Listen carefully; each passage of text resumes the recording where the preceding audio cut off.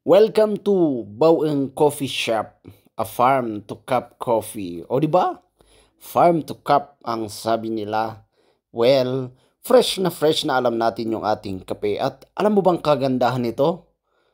Ang music natin is from the chirping birds with the wind, di ba?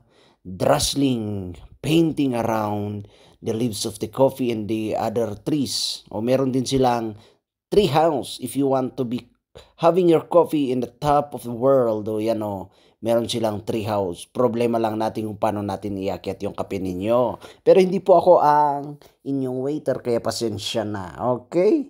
Nasa tabi lang po kayo ng limestone, ganyan po. Kaya fresh na fresh po yung coffee natin.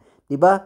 Matatry nyo po lang ang kape nila here in Sagada, kasi ang plantation nila mismo is madadaanan po natin.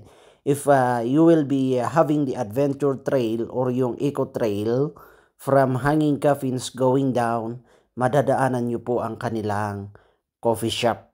And you were lucky enough kasi makikita nyo rin yung kung saan galing yung mga kape nyo. And with this antique, ang tawag natin dito, gusi, jar. O diyan, di ba?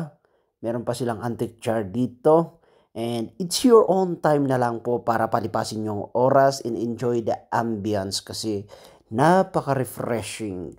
Galing ka sa city tapos ganito yung setting ng pagkakapian mo. Well, hindi ko na alam kung hindi ka marerelaxan. At ito na yung mga kape ha. Lahat po yung nakikita nyo mga kape na yan, wala po akong pagmamayari dyan, kaya pasensya na. Okay? With the trail going down, that's it. Wala na akong masasabi. This is your Highland Travelers. Well, signing out.